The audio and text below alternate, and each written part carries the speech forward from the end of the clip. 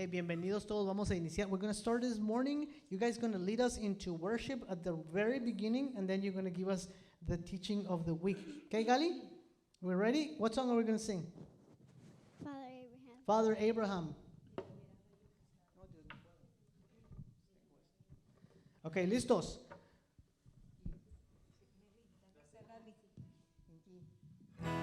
Okay, ready? Vente para acá, Gali. 1, 2, 3. Ahora sí. 1, 2, 3. Father Abraham has many sons.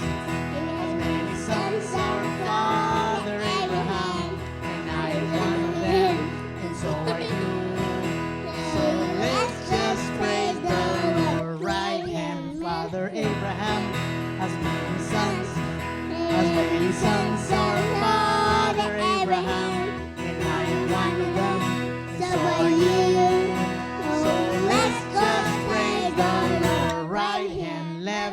Father Abraham has many sons, our Father Abraham, and I am one of them, so are you.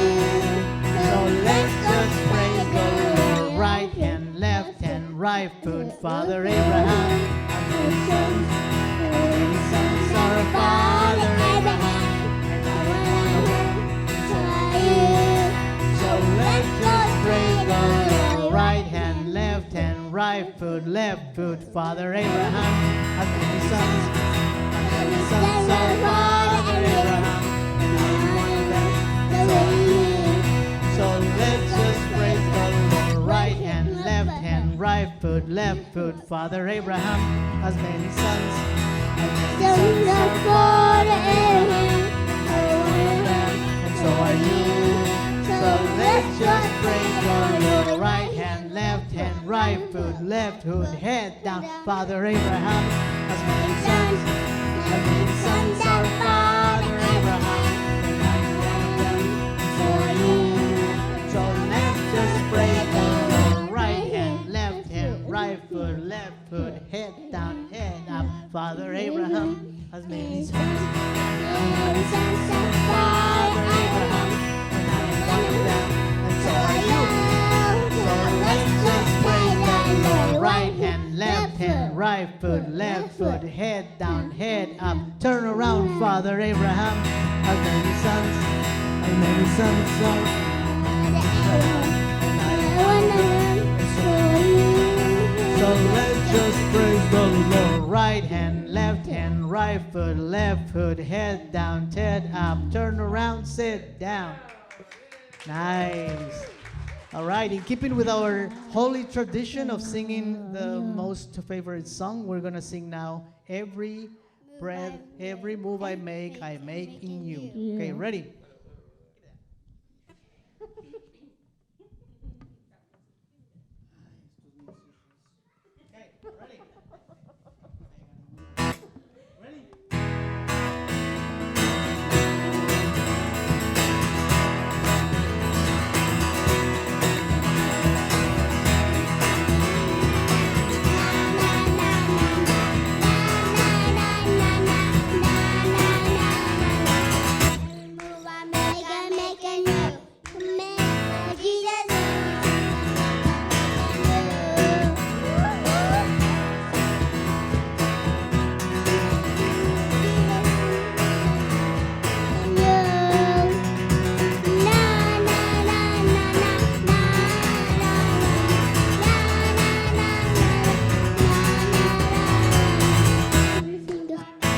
Make a new man, Jesus.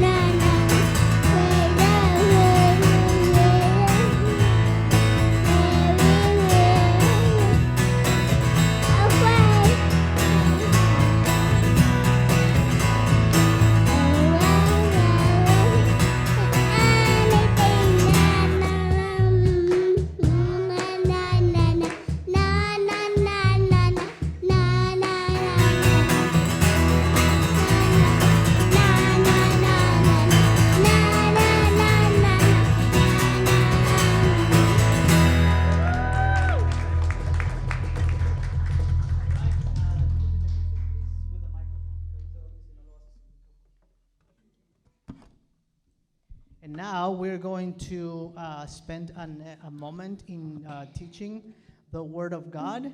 And so Meli and Gali are going to tell us what it's the word, the question of the week and the answer of the week. Can anyone keep the law of God perfectly? Since the fall, no human has been able to keep the law of God perfectly. Wow. Let's say this together again. Question, it says, can anyone keep the law of God perfectly? Since the fall, no human has been able to keep the law of God perfectly. Wonderful. Thank you guys for leading us in worship and in what's his name? In the teaching of today. Apreciamos mucho que vienen nuestras pequeñas y pequeños. Faltan otros, no están ahora otros más. Pero de cualquier manera, pues los que estaban aquí hicieron un excelente trabajo. Vamos a continuar con nuestro servicio esta mañana. Les invito a que nos pongamos de pie. En sus pantallas aparece nuestro versículo que vamos a leer juntos en esta mañana, como el pueblo de Dios que ha sido llamado para alabarle y para servirle. Leemos donde dice: gracias sean dadas a Dios que nos da la victoria por medio de nuestro Señor Jesucristo. Y nos hemos reunido como el pueblo de Dios para alabarle, para bendecir su nombre, para escuchar su palabra, para ser transformados por su Espíritu Santo. Y una de las maneras como esto ocurre es humillando nuestros corazones y pidiendo al Señor que Él perdone nuestros pecados. Así es que vamos a hacer esto en un momento. Les invito a que busquen en sus Biblias el Salmo 1. Vamos a hacer esta lectura alternadamente, nuestro primer salmo de la mañana. Salmo 1, yo voy a leer el primer versículo y ustedes leen el siguiente hasta que terminemos el salmo completo. Salmo 1, leemos alternadamente. Bienaventurado el varón que no anduvo en consejo de malos, ni estuvo en camino de pecadores, ni en silla de escarnecedores se ha sentado. Sino que en la ley de Jehová está su delicia, y en su ley medita de día y de noche. Será como árbol plantado junto a corrientes de aguas, que da su fruto en su tiempo, y su hoja no cae, y todo lo que hace prosperará. Por tanto, no se levantarán los malos en el juicio, ni los pecadores en la congregación de los justos.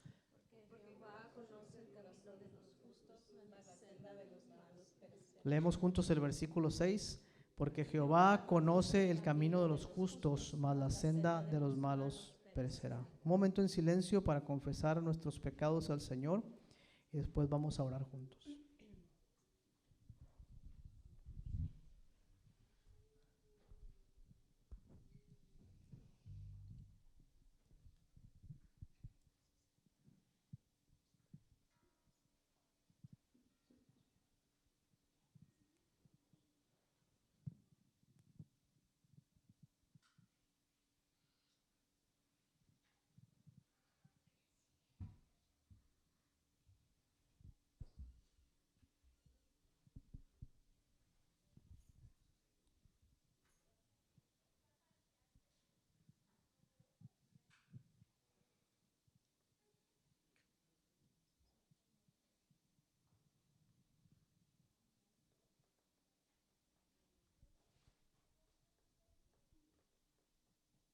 Todopoderoso y amoroso Padre, confesamos esta mañana, Señor, que hemos pecado contra ti en pensamiento, en palabras, en hechos.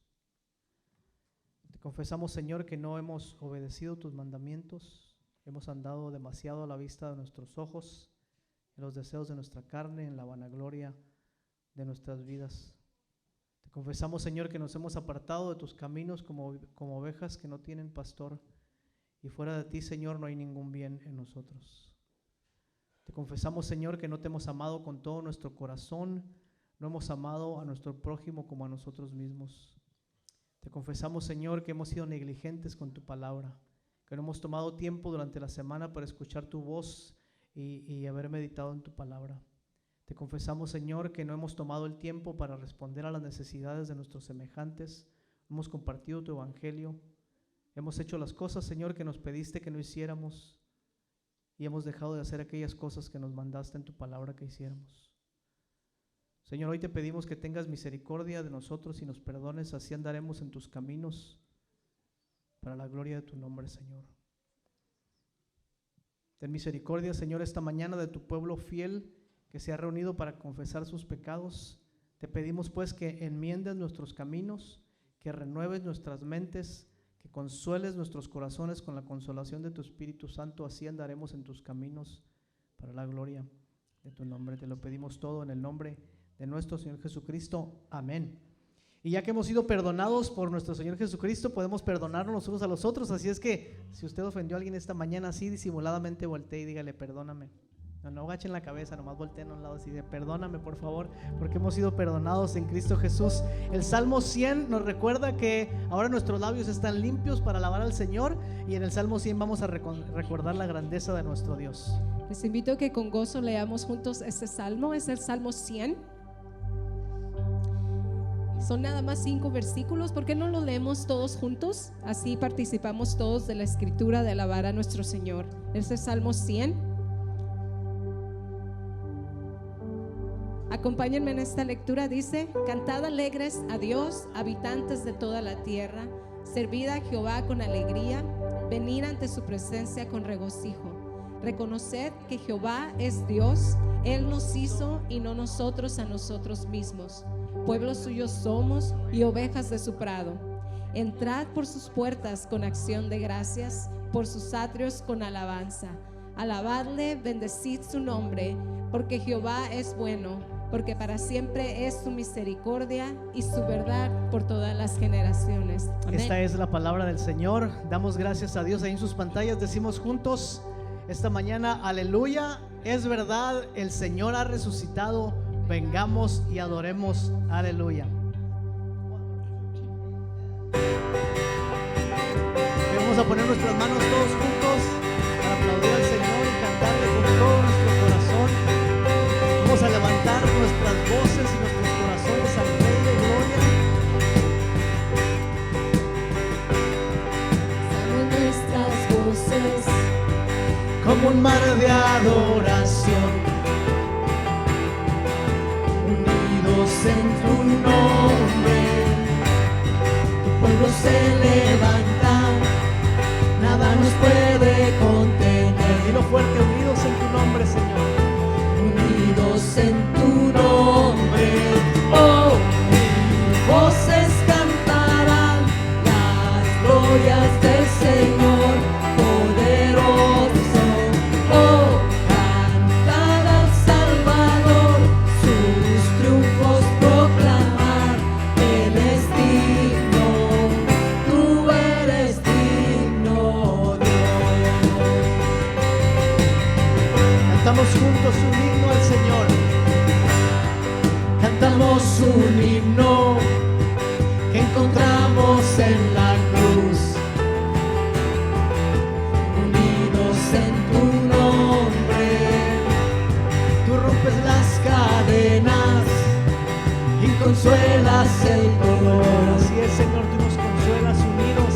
Unidos en tu nombre, oh, mil voces cantarán las glorias del Señor poderoso, oh, cantad al Salvador, sus triunfos proclamar.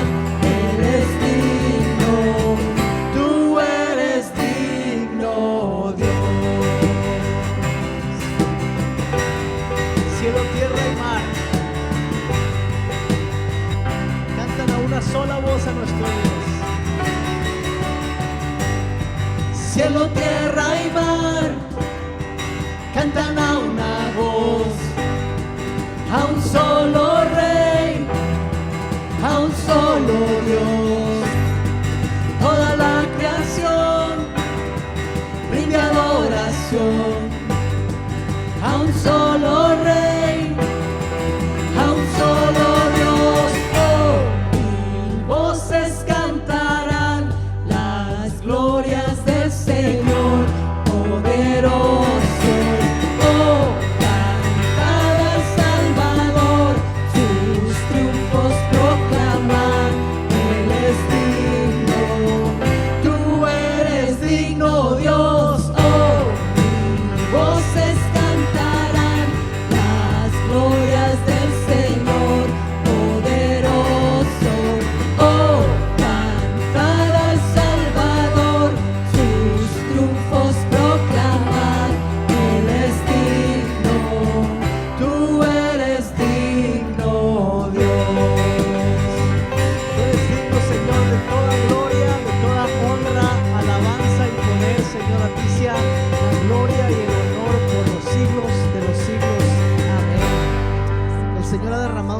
gracia sobre su pueblo y por eso nos hemos reunido hoy para cantarle alabanzas a nuestro Rey. Es una gracia sublime que Dios ha derramado en nuestros corazones por su Espíritu. Un amor que nos ha inundado el corazón, que se debe salir hacia la humanidad. Cantamos. Quien rompe el poder del pecado, su amor es fuerte y poderoso, el Rey de gloria, el Rey de majestad. Conmueve el mundo con su estruendo y nos asombra con maravillas, el Rey de gloria, el Rey de majestad. Se oigan nuestras voces cantando. Gracia sublime es, perfecto es su amor. Tomaste mi lugar, cargaste tú mi cruz, tu vida diste ahí, y ahora libre soy. Jesús, te adoro por lo que hiciste en mí. Así es, Dios, te adoramos en esta mañana por todo lo que has hecho en nuestras vidas, Señor. Pusiste en orden todo el caos, nos adoptaste como tus hijos, el Rey de gloria, el Rey de gloria, el que gobierna con su justicia y resplandece con su belleza, el Rey de gloria, el Rey de majestad. todas nuestras fuerzas, decimos. Gracia sublime es, perfecto es su amor. Tomaste mi lugar, cargaste tú mi cruz, tu vida diste ahí, y ahora libre soy. Jesús, te adoro por lo que hiciste en mí. Digno eres, Señor. Digno es el Cordero de Dios. Digno es el Rey que la muerte venció. Digno es el Cordero de Dios. Digno es el Rey que la muerte venció. Digno es el Cordero de Dios, digno es el Rey que la muerte venció, digno es el Cordero de Dios, Digno, digno, digno. gracia sublime es, perfecto es su amor. Tomaste mi lugar, cargaste tú mi cruz, tu vida diste ahí, y ahora libre soy. Jesús, te adoro por lo que hiciste en mí. Vamos, Señor, en esta mañana. Reconocemos en medio de nosotros. Exaltamos Jesús. Te adoramos, Espíritu Santo. Bendita Trinidad. A ti sea gloria y honra con nuestras voces. Gracias sublimes. Perfecto es su amor. Tomaste mi lugar, cargaste tú mi cruz, tu vida diste ahí, y ahora libre soy. Jesús, te adoro por lo que hiciste en mí. Nuestra hermana Lupita nos va a dirigir en la lección alternada del Evangelio está en Juan 17, de los versículos 6 al 19. Recordamos una vez más que estamos en la séptima semana después de la resurrección. El próximo domingo o el domingo siguiente es el domingo de la Trinidad. En la semana recordamos el jueves precisamente la ascensión de nuestro Señor Jesucristo. Esa historia en Hechos capítulo 1, cuando el Señor es elevado a los cielos. Y les recordaba en la mañana, el servicio de la mañana, que cuando el Señor fue elevado a los cielos, lo último que vimos fueron los pies de Cristo, ¿no? Y curiosamente la iglesia son los pies de Cristo sobre la tierra. Nosotros somos los que llevamos las buenas nuevas de paz. Así es que recordamos eso hermoso, y también recordamos hoy las palabras de nuestro Señor en Juan 17, versículos 6 al 19. Aleluya, bienvenidos sean todos ustedes, hermanos. Juan 17, versículos 6 al 19, alternadamente. Amén. Comenzamos, dice así la palabra del Señor. He manifestado tu nombre a los hombres que del mundo me diste. Tuyos eran y me los diste, y han guardado tu palabra. Ahora han conocido que todas las cosas que me has dado proceden de ti. Porque las palabras que me diste les he dado, y ellos las recibieron, y han conocido verdaderamente que salí de ti, y han creído que tú me enviaste. Yo ruego por ellos, no ruego por el mundo, sino por los que me diste, porque tuyos son. Y todo lo mío es tuyo, y lo tuyo mío, y he sido glorificado en ellos. Y ya no estoy en el mundo, mas estos están en el mundo.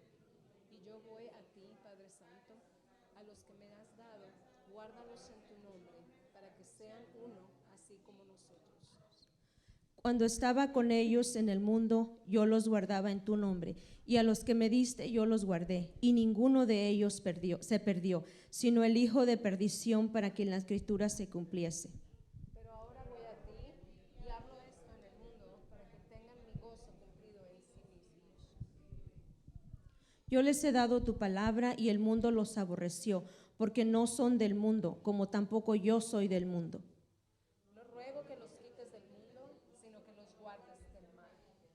No son del mundo, como tampoco yo soy del mundo. Santifícalos en tu verdad. Tu palabra es verdad. Como tú me enviaste al mundo, así yo los he enviado al mundo.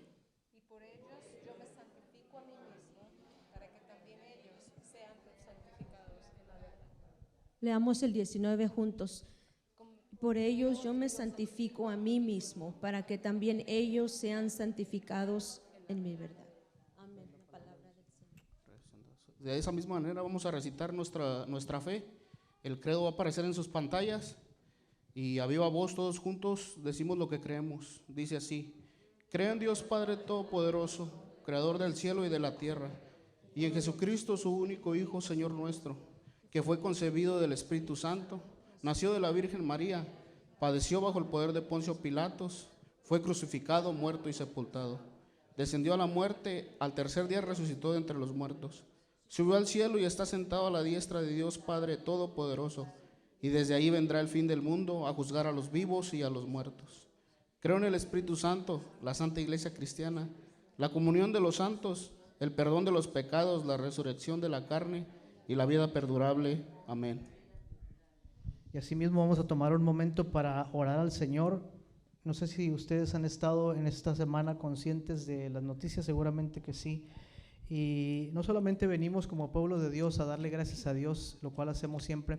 Si gustan pueden sentarse mientras oramos, o los que quieren permanecer de pie, o después que empecemos a orar pueden arrodillarse a un lado de su silla.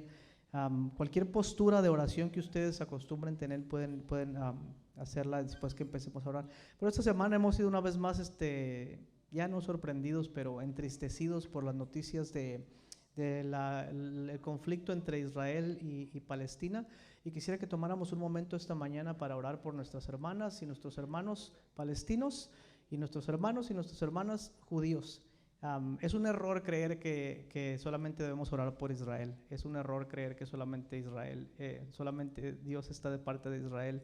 Dios ama a todos los seres humanos, y las personas que están sufriendo en este momento están de los dos lados, de Palestina y de Israel.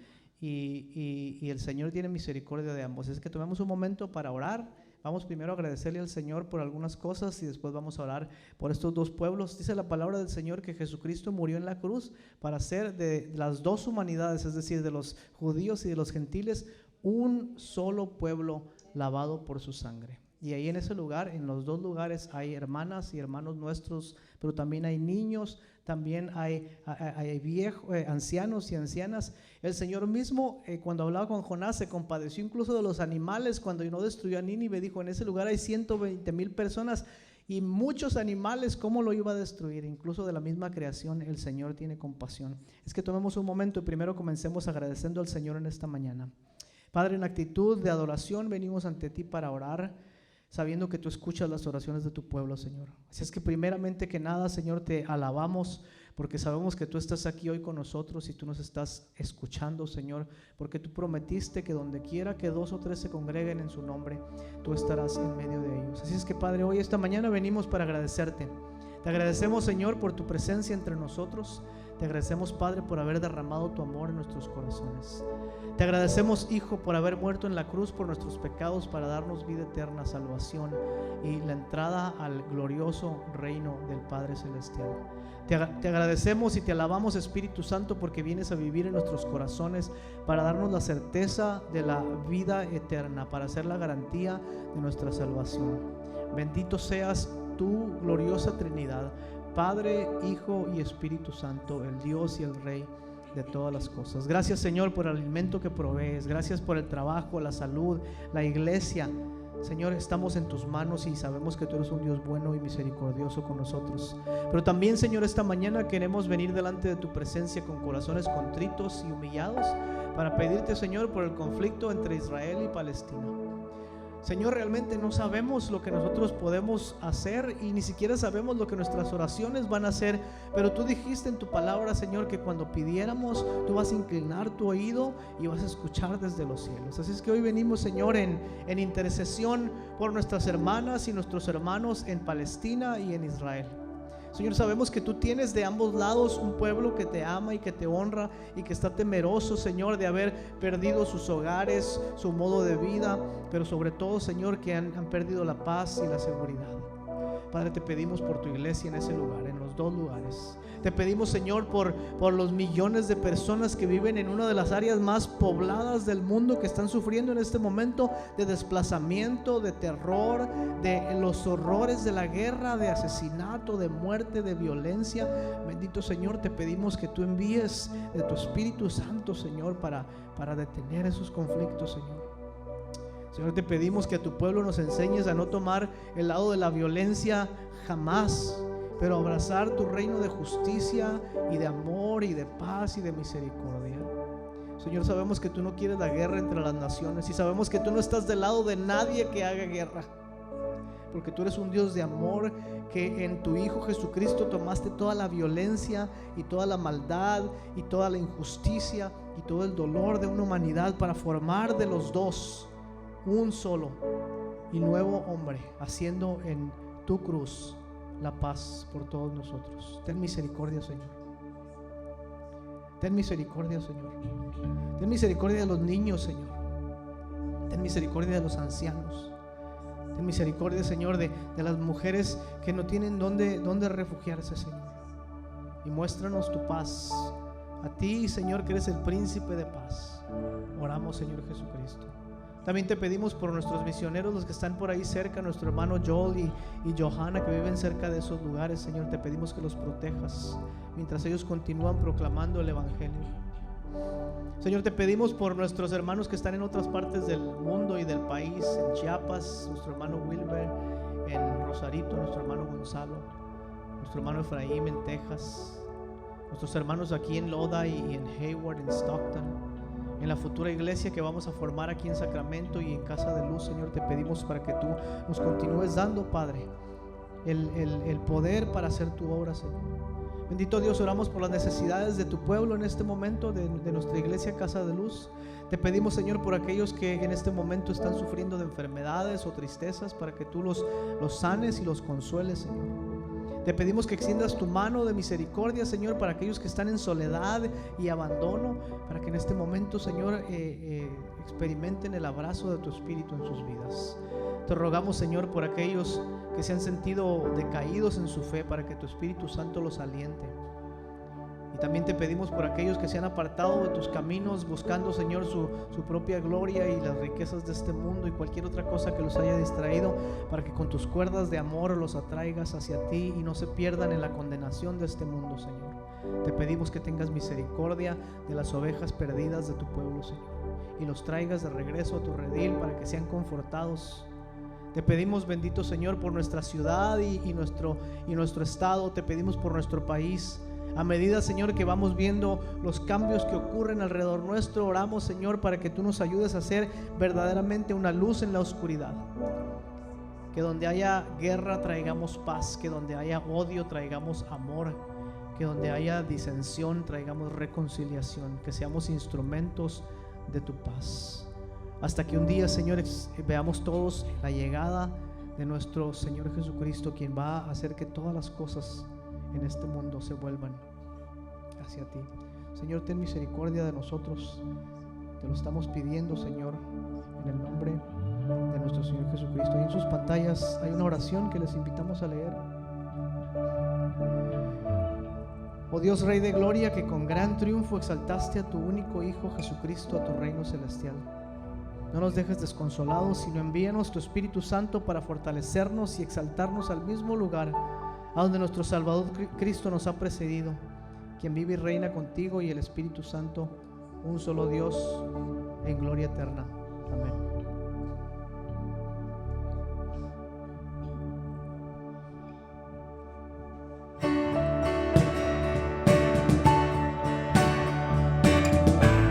Ese es el Dios que nosotros adoramos, el Dios que es digno de toda gloria y de toda honra, el Dios que se ha enviado a sí mismo para darnos a su Hijo Jesucristo y darnos vida eterna y salvación. El Dios que se ha enviado en su Espíritu Santo para hacernos portadores de la gloria del Señor. Tú eres el Dios que adoramos, Señor, el Dios santo y bueno que conocemos.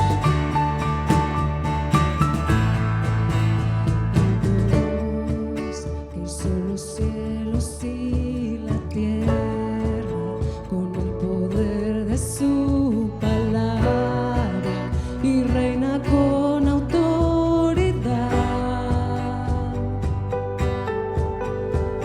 Dios que aún los vientos le obedecen, una palabra suficiente para los muertos levantar. Nadie es como Él, oh gran yo soy. Es el Dios que adoramos, todopoderoso y soberano, grande en misericordia y poder para salvar.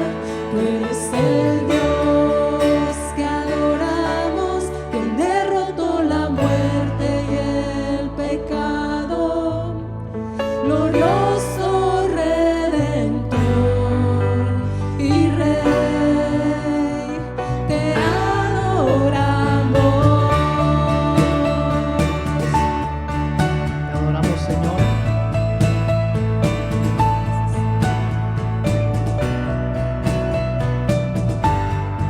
El que descendió desde su trono para llenarlo todo. Dios que descendió desde su trono para llevar sobre sus hombros nuestra culpa y transgresión. Jesús, exaltado sobre todo, nombre sobre todo nombre, solo en Él hay salvación. Nadie es como Él, oh gran yo soy.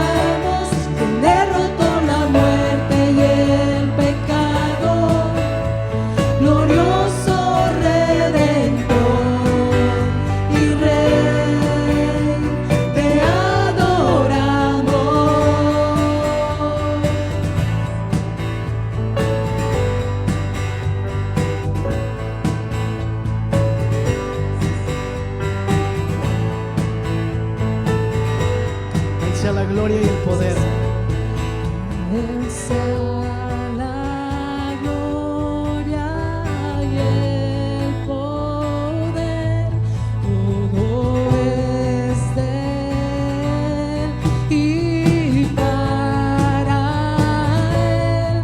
A Él sea la gloria y el poder, todo es de Él y para Él. Tú eres el Dios que adoramos, todopoderoso y soberano, grande en misericordia y poder para salvar.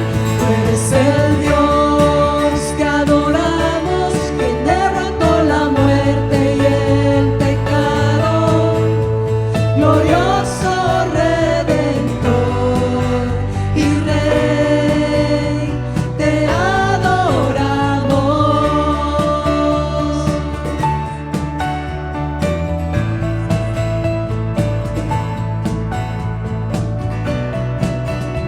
Tuya, Señor, es la gloria, la honra, el imperio y el poder. Tú eres el Dios que adoramos, Señor. Vamos a sentarnos un momento para recibir en esta mañana la palabra del Señor. Les voy a invitar que preparemos nuestros corazones para recibir la palabra del Señor y después vamos a continuar con el resto de la adoración. Antes de eso, les invito que ahí en sus pantallas vean nuestra dirección de Venmo. Vamos a estar tomando un momento para entregar nuestras ofrendas. Los niños tienen su clase con sus maestros que ya están vacunados. De hecho, si usted quiere ser maestro de escuela dominical de los niños, se tiene que vacunar. Lo sentimos mucho. No lo sentimos mucho. Sí se tienen que vacunar. También les animamos a vacunarse los que no se han vacunado. Ayer mi hija Abby, que trabaja ahí en Walmart, en la Gerber y la Elgrove Flooring, me dijo: papi, aquí están vacunando. Le digo: oh, sí, cobran. No, me dijo, cualquiera que entre a la tienda le preguntan si quiere vacunarse y ahí lo mismo lo vacunan en Walmart. En Costco están vacunando. Si usted no tiene seguro médico y dice: pues no me puedo vacunar porque no tengo seguro médico, hay cientos de lugares que están vacunando. No le van a poner la marca de la bestia, ¿ok? Este no es un chip para monitorearlo. Las vacunas no vienen de los fetos de los bebés que se están robando en una pizzería allá en Minneapolis. Todas esas son fake news, son mentiras.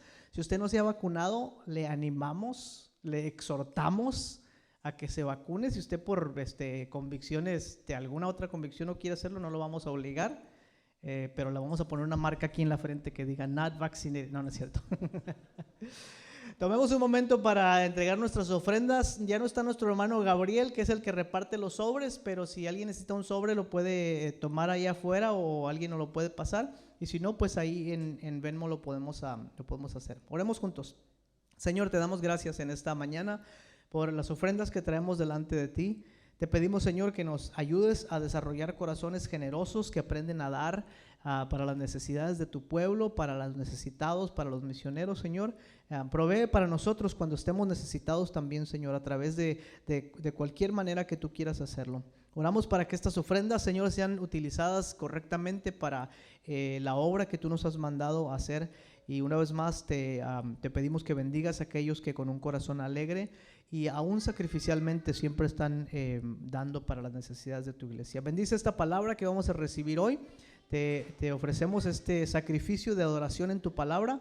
Te pedimos, Señor, que abras nuestro entendimiento, que moldees nuestros corazones y nuestros pensamientos, y te lo pedimos todo en el nombre de Jesucristo. Amén. Muy bien. ¿Qué responderíamos, hermanos, hermanas, la mayoría de nosotros, si se nos preguntara cuál es la identidad de la iglesia y qué es lo que forma la identidad de la iglesia? ¿Qué responderíamos? Si a usted le preguntan ahora: oye, ¿qué es la iglesia? ¿Cuál es la identidad de la iglesia? ¿Dónde encuentra su identidad de la iglesia? ¿Qué es lo que forma la identidad de la iglesia? ¿Cuál es lo que usted respondería? Y tal vez igual de importante, ¿cuál es la relación que existe entre la identidad de la iglesia y nuestra identidad como personas? Porque todos tenemos una identidad que hemos desarrollado con el tiempo, pero ¿cuál es la relación que existe entre la identidad de la iglesia y nuestra identidad como individuos?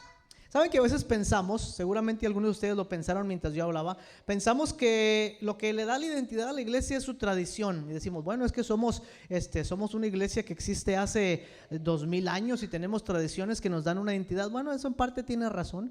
Te puede decir, bueno, los bautistas tenemos 5000 años de existencia. No, es cierto, tenemos 400 años de existencia. Y porque somos bautistas tenemos una identidad bautista. Sí, tenemos una identidad bautista, pero eso no es toda la identidad de la iglesia, ¿verdad que no? O tal vez usted piensa que algunos valores o principios bíblicos proveen a la iglesia una identidad. Tal vez es verdad. Algunas personas piensan que lo que hacemos cuando nos reunimos es lo que forma la identidad del pueblo de Dios. ¿Por qué les pregunto esto? ¿Qué importancia tiene esto para nosotros? Bueno, tiene mucha importancia porque siendo nosotros parte de la iglesia, nuestra identidad como personas, como creyentes, como hijas e hijos de Dios, se deriva en parte, diría yo en una gran parte, de la identidad misma de la iglesia. Entonces, si no conocemos lo que le da la identidad su identidad a la iglesia, o si nuestra iglesia tiene una identidad mal formada o deformada, ese efecto en nuestras vidas también va de alguna manera a deformar nuestra identidad, nos va a hacer perseguir valores que no son apropiados o a buscar cosas que tal vez no tengan que ver con la voluntad de Dios. Nunca se me va a olvidar el día que entré por primera vez a una iglesia con mi mamá. Yo tendría tal vez unos 5 o 6 años, tal vez un poquito más, pero era una edad muy temprana en mi vida. Me acuerdo bien que era un día en la tarde cuando se oscurecía temprano. Entramos por el breve pasillo el pequeño cuarto donde se reunía la iglesia enfrente de mi casa. Y recuerdo unas bancas a los lados, y cuando mi mamá y yo caminamos por el pasillo, para mí fue la primera vez que entraba yo en una congregación que no era una iglesia católica. Vi a un hombre parado al frente con un traje oscuro, azul o negro, no recuerdo bien, y un libro en su mano, y ese hombre estaba hablando con la gente que estaba en las bancas. Bueno, realmente estaba predicando, nada más que yo no sabía lo que ese hombre estaba haciendo. Y recuerdo tan claro, porque esa memoria está tan grabada en mi mente, tan tatuada en mi mente, que hasta canto a veces tatuaje de esa imagen llevo en mis pensamientos. Van a decir que no saben de lo que estoy hablando, ¿verdad? Está tan tatuada, tan grabada en mi mente, que particularmente porque recuerdo que cuando yo vi a ese hombre en mi mente de niño, yo dije, algún día cuando yo crezca yo quiero hacer eso también. Algún día cuando yo crezca quiero hacer eso también. Y eso más que ninguna otra cosa en mi vida. He tenido, igual que ustedes, cientos de experiencias buenas y malas, pero más que ninguna otra experiencia en mi vida, lo que me ha formado como persona es esa imagen. Esa imagen formó algo en mi imaginación desde muy temprana edad. Formó algo diferente en mi cabeza y me hizo ver la vida de una manera distinta. Son curiosas las cosas que forman nuestra identidad, ¿no es cierto? Son curiosas las cosas que nos hacen ser lo que nosotros somos ahora. ¿Se ha preguntado alguna vez por qué somos así? ¿Por qué somos gruñones en la mañana? O tal vez muy alegres en la mañana. Algunos de ustedes se levantan en la mañana que no se les puede decir ni mi alma porque ya quieren su casa aparte. Hay otros se levantan tan contentos que molestan a todo el mundo, van y despiertan a todo el mundo con una felicidad y uno dice, pero ¿por qué traes? ¿Qué le dieron? ¿Por qué somos de la manera que somos? ¿Qué es lo que ha formado nuestra identidad? Y si pensamos un poquito más, nos vamos a dar cuenta que hay circunstancias, eventos, buenos, malos, personas, tragedias, logros que van formando nuestra vida. ¿Usted puede pensar en alguno de estos eventos importantes en su vida que lo han formado? A lo mejor usted puede pensar un poco y trazar ciertos años atrás. Para algunos de ustedes esto va a ser una práctica muy difícil porque son muchos años atrás. Y pensar en aquellas cosas que le formaron a usted como hoy, como lo que es hoy. A veces nuestra identidad se deriva de lo que hacemos en nuestro trabajo y no podemos imaginarnos siendo ninguna otra cosa excepto lo que somos ahora. Y no nos podemos quitar el traje de pastor cuando estamos con nuestros hijos porque siempre somos pastores. O no nos podemos quitar el traje de maestros cuando estamos en casa porque siempre somos maestros. O no nos podemos quitar el traje de militar porque fuimos militar y nunca más vamos a dejar de serlo, ¿no? A veces lo que hacemos o las carreras que elegimos definen por completo nuestra identidad. A veces lo que define nuestra identidad no es necesariamente algo bueno, pero algo nocivo para nosotros. Porque hay gente que define su identidad por la ropa que visten, la casa que tienen, el carro que manejan, el dinero que tienen en el banco, el estatus social que poseen, cuánta fama tienen en algún lado o cuánta fama les falta en otro lado. Y son curiosas las cosas que van dando forma a nuestra identidad, nuestras profesiones, nuestros trabajos, un sueño que tuvimos, la familia. Tantas cosas que nos hacen ser lo que somos nosotros ahora en este día. La pregunta que les hago entonces es: ¿qué forma nuestra identidad como el pueblo de Dios? ¿Y cuál es la relación que existe entre la identidad de la iglesia y nuestra identidad como personas? Hoy vamos a comenzar una serie de mensajes basados en el libro de los Hechos. Vamos a comenzar en el capítulo 15. Y a partir de los siguientes domingos vamos a descubrir juntos lo que forma la identidad del pueblo de Dios y cuál es la relación, como dije antes, de esta identidad con la nuestra. Porque estoy convencido de que algo muy importante que nos forma como el pueblo de Dios lo hemos abandonado o lo hemos pasado o ha pasado inadvertido para nosotros por mucho tiempo. Y al descubrirlo, precisamente con la predicación de hoy, si logramos descubrirlo, vamos a tener la oportunidad de imaginar la iglesia de una manera distinta. Saben que la predicación y todo lo que hacemos como iglesia, los cantos, las oraciones, los rituales de la cena del Señor y el bautismo y todo eso, tienen como propósito hacernos reimaginar o formar nuestra imaginación para ver la vida de cierta manera. Y si descubrimos cuál es la identidad del pueblo de Dios, vamos a poder imaginarnos nuestras vidas de una manera distinta. Vamos a poder situar nuestra identidad en un lugar diferente, tal vez en un lugar mejor en el que estamos hoy. Es más, estoy convencido que va a ser en un lugar mejor. Así es que busquen en sus Biblias en Hechos capítulo 15. Vamos a ver este pasaje muy familiar. No lo vamos a leer todo. Si ustedes tienen oportunidad en sus casas de leerlo, pues léanlo. Vamos a leer algunos versículos del capítulo 15.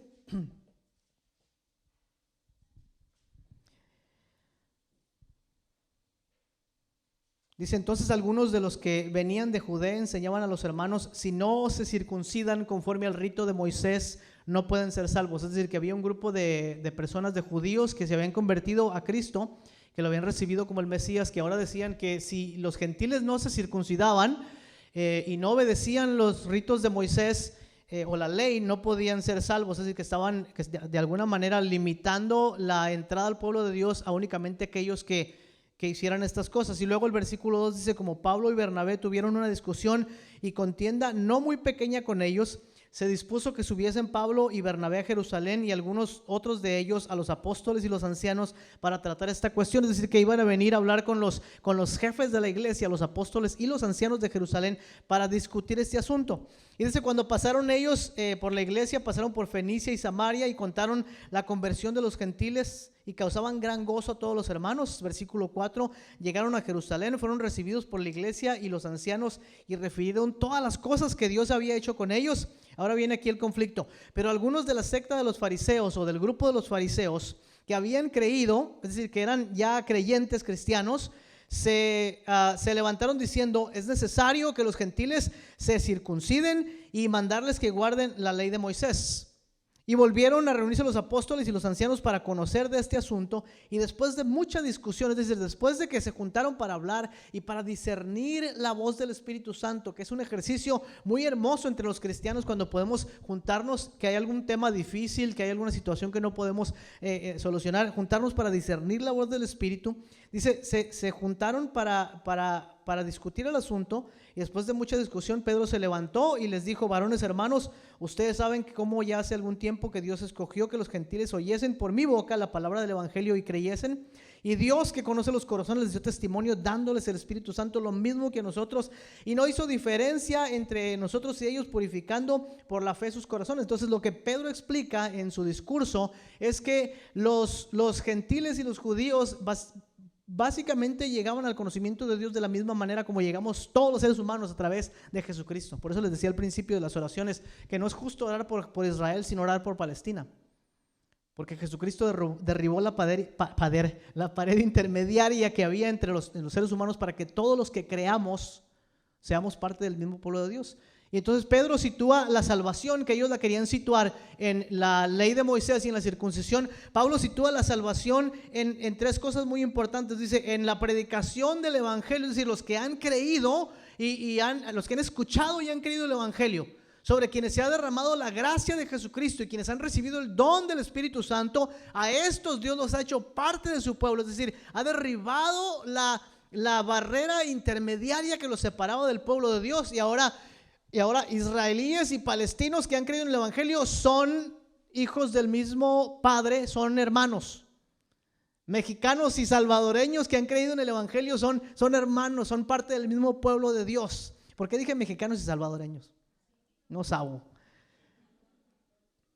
Y entonces Pedro les explica a ellos esto en este primer concilio de la iglesia, que realmente se llevó a cabo en el año 51 aproximadamente de la era cristiana. Es decir, que esto ocurre en el otoño del 51, cuando los apóstoles se reúnen para discutir este asunto. La iglesia, a través de la historia, a lo largo de la historia, ha visto la necesidad de tener concilios para definir doctrinas importantes, para rechazar enseñanzas falsas, para rechazar herejías, para hablar de cosas importantes.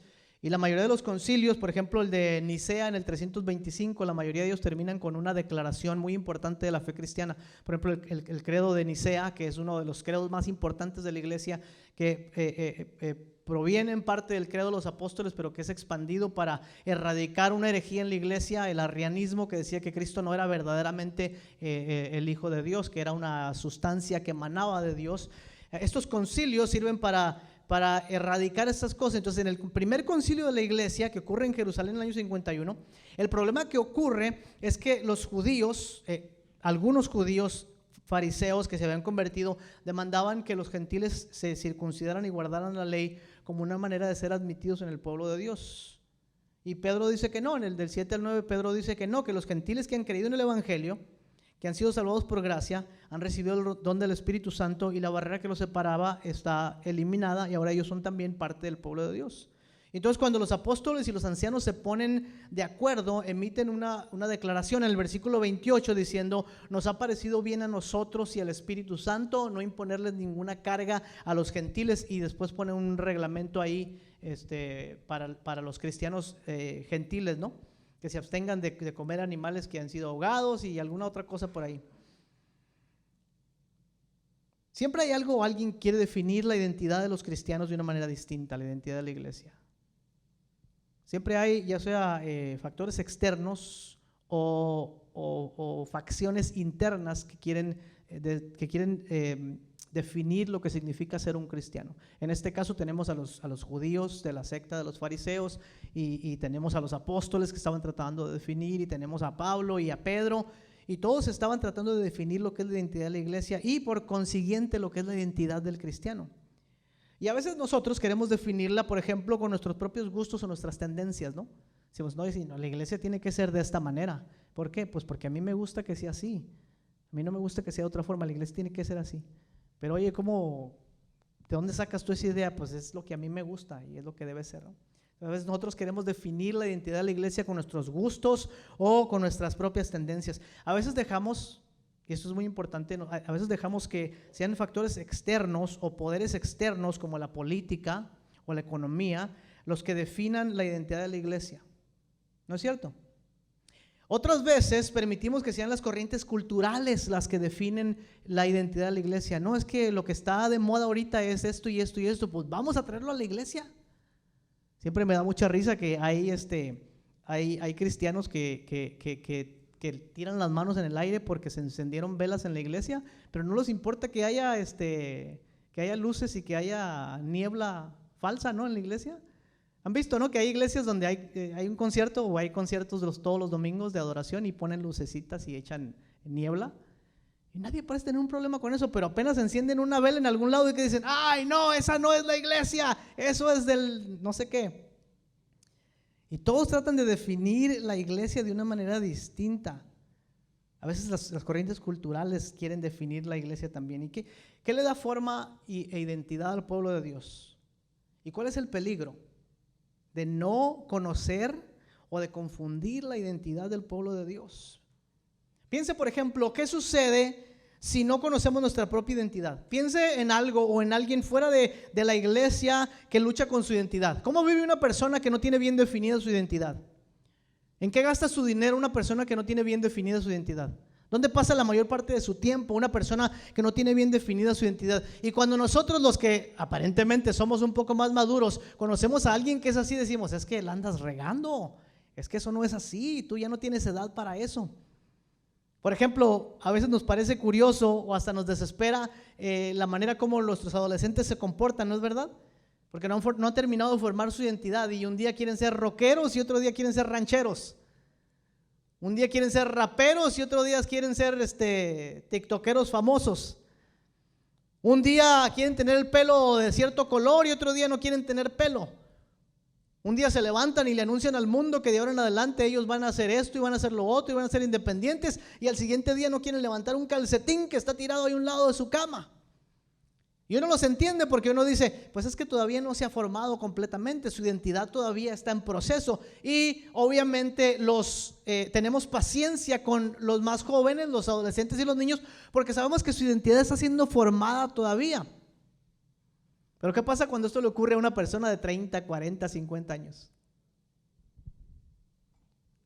Como los que se retiran, ¿verdad? Y de repente se compran su carrazo que nunca tuvieron en su vida y le bajan ahí el capote a su convertible y andan con los 3 pelitos que les quedan porque ya están bien calvos, y andan ahí como si fueran jóvenes de 20 años. Ahí uno empieza a decir, ¿verdad? Oye, algo está mal con esta persona. Está bien cuando tenías 15 que querías tener esas cosas y ser de esa manera, pero ahorita tienes 65, ¿cuál es tu problema? O sea, ¿dónde quedó tu identidad de repente? Cuando es natural, decimos, es que es un joven, es un niño. Pero cuando es un hombrezote o una mujerzota de 30, 40, 50 años, decimos, ahí hay un problema. Ahora imagínense una iglesota ya viejota de 2000 años que todavía andamos nosotros ahí batallando con nuestra identidad. ¿Cómo se ve eso? Y dice usted, no, eso no es verdad porque la iglesia no es así. Pero los años pasados nos demuestran que sí somos así. Los años pasados nos han demostrado en este país que nos damos cuenta con horror que estamos lejos de saber cuál es nuestra identidad como el pueblo de Dios. Andábamos diciendo que somos personas racionales. Puras mentiras eso. En los años pasados, del 2016 para acá, nos hemos dado cuenta que la gente no es racional. Y lo que menos tenemos es racional, ¿no es cierto? Nos creímos todo tipo de tonterías que se decían en las noticias y seguimos creyéndolas todavía. Nos creímos todo tipo de teorías de la conspiración que salen de ahí de un sótano allá en un cuartito en China o en Rusia, y nos las seguimos creyendo todavía y las proclamamos. Y hemos dejado o nos hemos envuelto en las cosas de este mundo, en las luchas del poder, en las luchas de la cultura. Nos hemos distraído con las cosas de este mundo como el entretenimiento, el éxito, la celebridad. Nos hemos entrometido en las cosas que no debemos entrometernos, como la política y discusiones sin sentido. Y esta falta de identidad en la iglesia, la cual hemos sido testigos en los años pasados y más atrás también, esta falta de identidad en la iglesia nos ha dado como resultado una inefectividad en nuestro servicio a Dios y el amor al prójimo. El no conocer qué es lo que forma nuestra identidad como pueblo de Dios ha dado como resultado una terrible inefectividad en nuestro servicio a Dios y en nuestro amor al prójimo. ¿Quién puede definir lo que es la iglesia?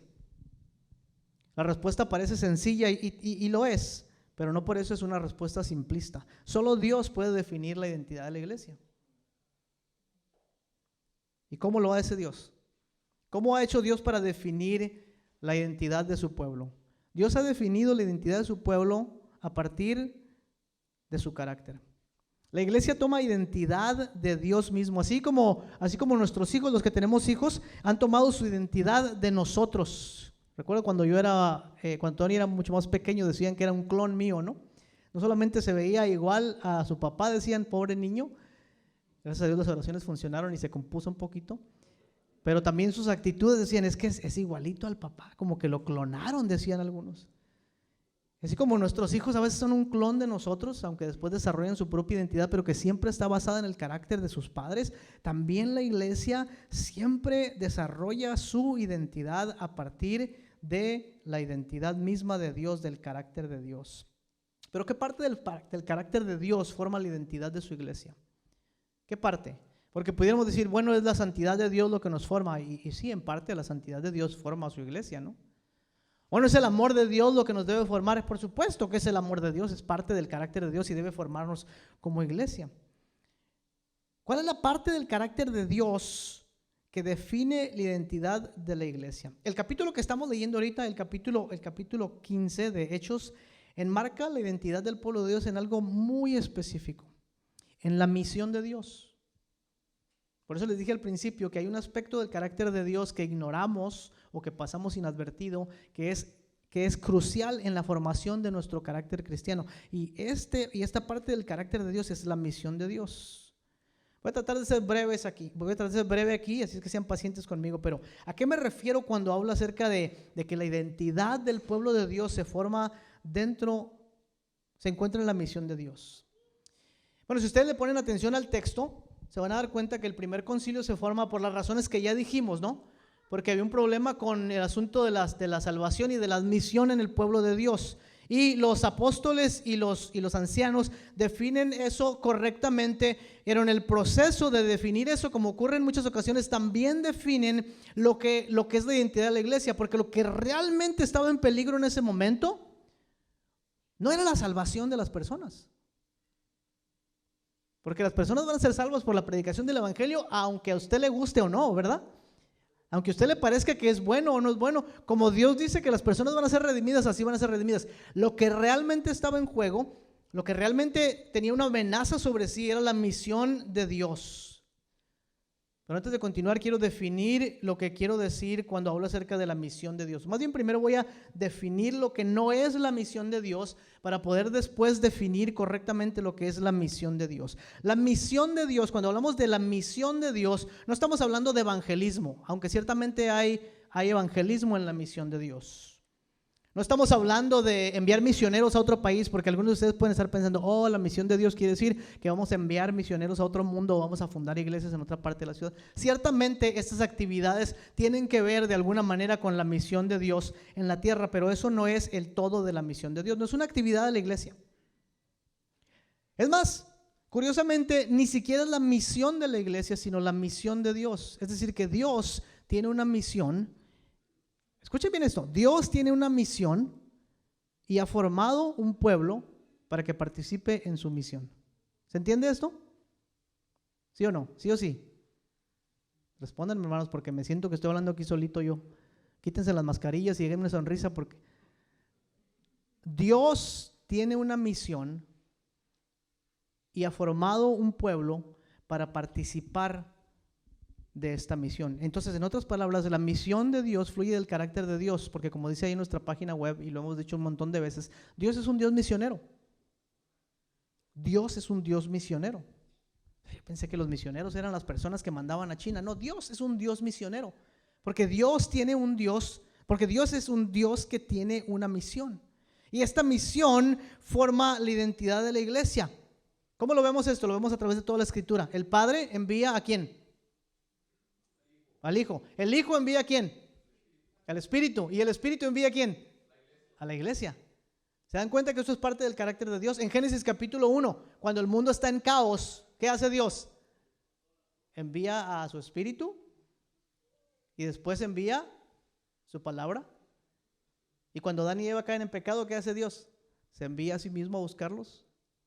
Y cuando el mundo está perdido, ¿qué hace Dios? Busca el mismo Abraham para formar un pueblo. Dios es un Dios misionero. El Padre envía al Hijo, el Hijo envía al Espíritu y el Espíritu envía a la iglesia. ¿Qué es entonces la misión de Dios? Para dar una definición, decimos entonces que la misión de Dios es la actividad del Espíritu Santo que busca restaurar toda la creación hasta que Cristo regrese para poner todas las cosas sobre su dominio y establecer su reino eterno. Aquí está la definición correcta de lo que es, o bueno, una definición correcta de lo que es la misión de Dios. Si usted alguna vez escucha este término, ¿cuál es la misión de Dios? No es enviar misioneros, no es enviar evangelistas. La misión de Dios es la actividad del Espíritu Santo que busca restaurar todo el orden de lo creado, ¿ok?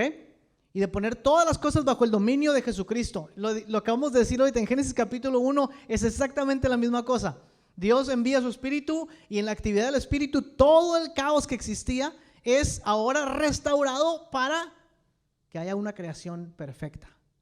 Y el pueblo de Dios, o sea, nosotros participamos de esta misión, ¿cómo?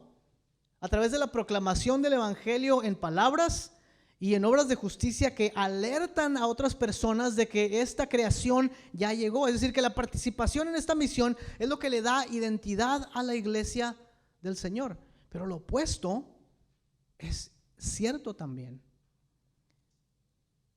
Si la iglesia no encuentra su identidad en la misión de Dios, usted y yo no encontramos nuestra identidad en la misión de Dios. Y lo que ocurre entonces es que buscamos nuestra identidad en cualquier otra cosa y en cualquier otro lugar.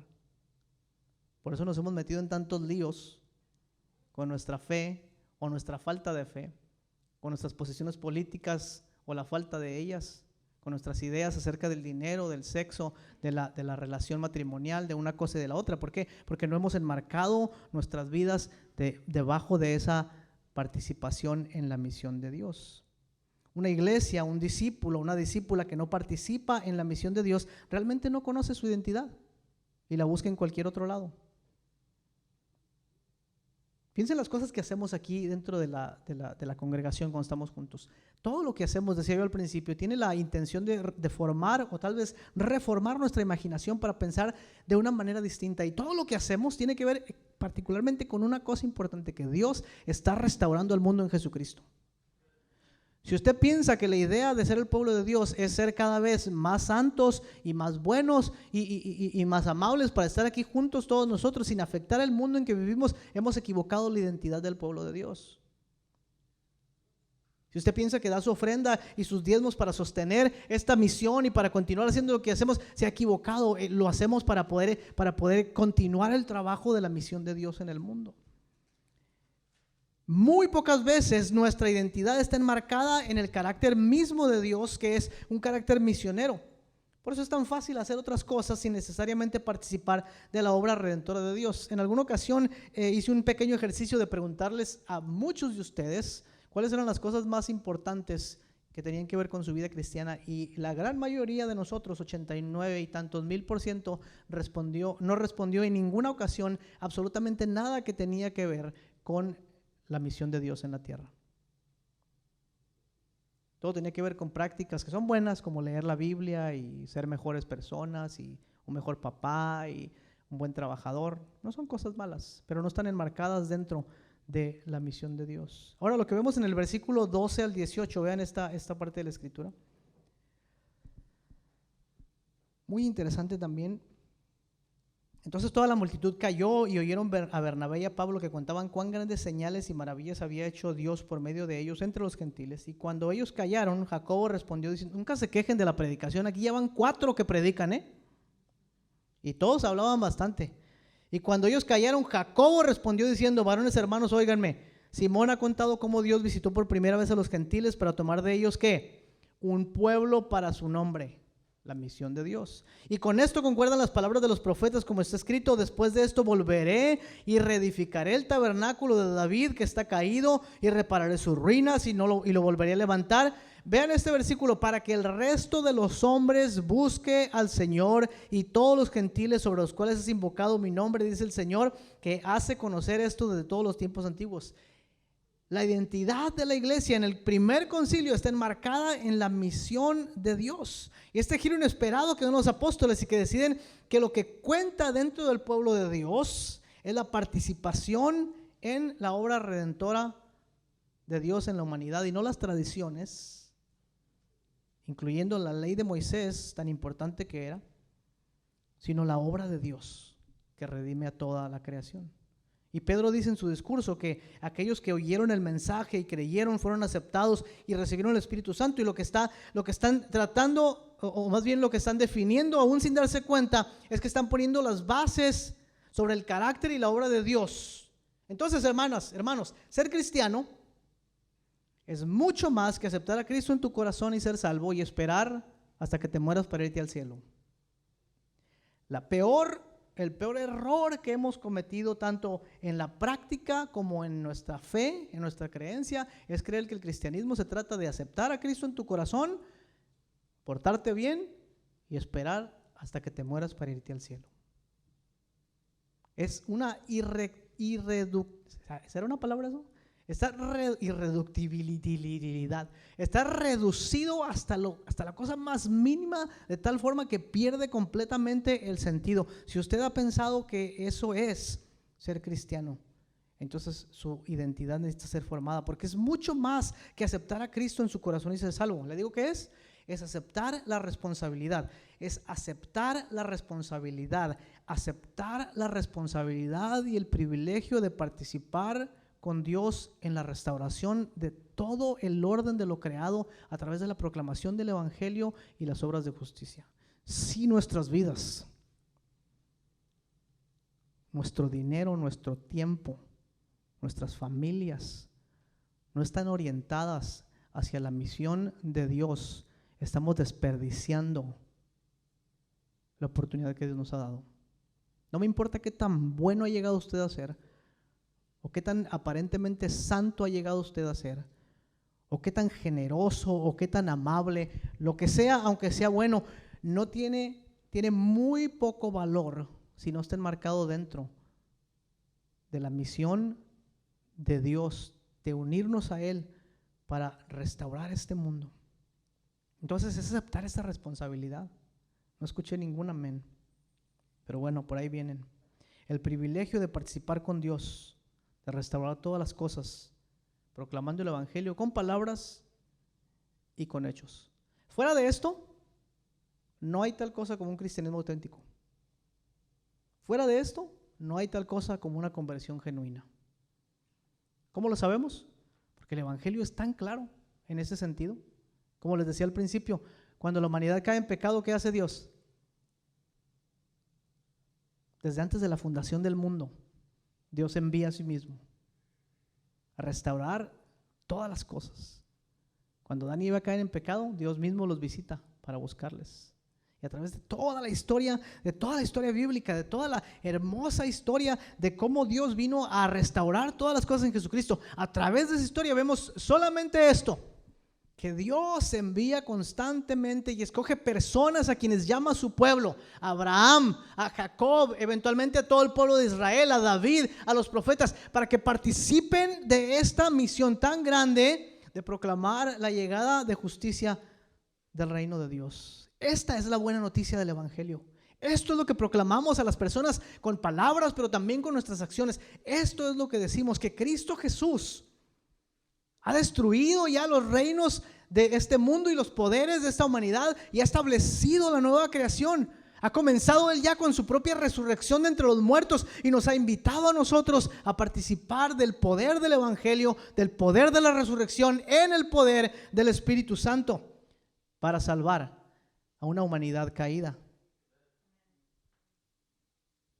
Y nos queda una pregunta, y con esta vamos a terminar la predicación de esta mañana. Nos queda una pregunta: ¿dónde y cómo ocurre la misión de Dios? Porque a algunos de ustedes ya el corazón les está ardiendo, no estoy siendo sarcástico, les está ardiendo, y a los que no les está ardiendo, oro para que les arda el corazón diciendo: ¿dónde me voy? ¿Dónde va a pasar esto? Para unirme yo también.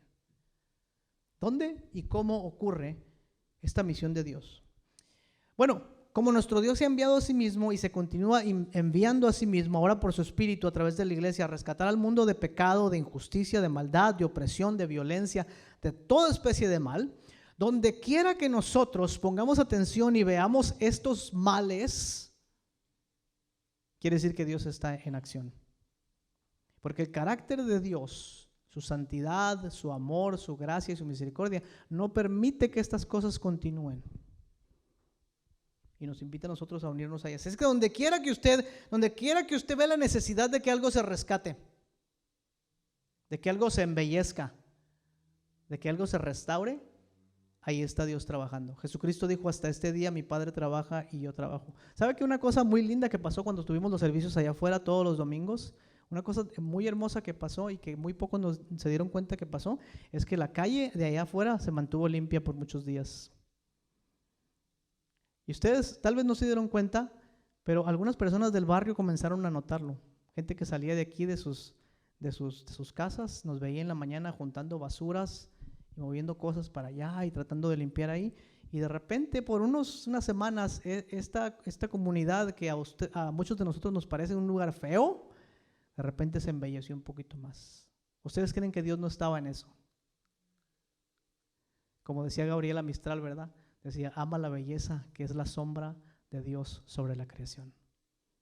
Ama la belleza que es la sombra de Dios sobre la creación. Donde quiera que hay oscuridad, donde quiera que hay maldad, donde quiera que hay injusticia, donde quiera que hay opresión, donde quiera que hay violencia, donde sea que hay rencor, donde hay pecado, donde hay discriminación, donde hay falta de perdón, a donde sea que hay oscuridad, ya sea en tu vida personal, en tu hogar, en tu iglesia, en tu vecindario, en el país o en el mundo entero, donde quiera que tú veas oscuridad, la luz de Cristo necesita brillar.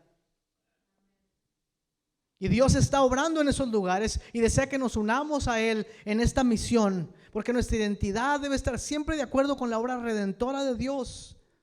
Todo puede ser puesto a un lado para ello. Todo debe ser puesto a un lado para continuar siendo parte de esta misión de Dios. Porque perder de vista o perder esto de vista es perder la esencia de lo que significa ser el pueblo de Dios. Entonces, termino diciendo, ¿qué es lo que forma nuestra imaginación para saber lo que nosotros somos? La misión que Dios tiene de restaurar toda la creación. De hecho, nosotros somos un microsistema de lo que Dios quiere hacer con todo el mundo. Aquí entre nosotros hay historias de perdón, de reconciliación, de ayuda, de paciencia, pero también entre nosotros hay historias de desengaño, de maldad, de traición. Este es un micro universo de lo que Dios quiere hacer en el mundo. Entonces, hagamos esta pregunta para terminar. ¿Dónde está Dios obrando en este momento? Tome unos segundos para pensarlo y si quiere anotarlo en un teléfono o en sus notas, como quiera que haga usted este asunto.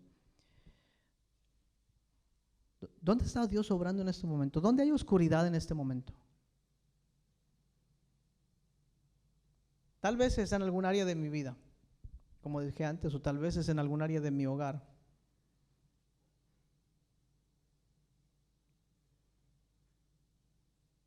¿Dónde está Dios obrando ahora? Toma un momento y anótalo en algún lado. Y ahora pregúntate, ¿cómo puedo unirme a Dios en su misión de rescatar este mundo? No solamente decirle a la gente que son pecadores y se van a ir al infierno y que reciban a Cristo. No, ¿dónde puedo unirme a Dios para embellecer toda la creación que un día va a estar bajo los pies de Jesucristo?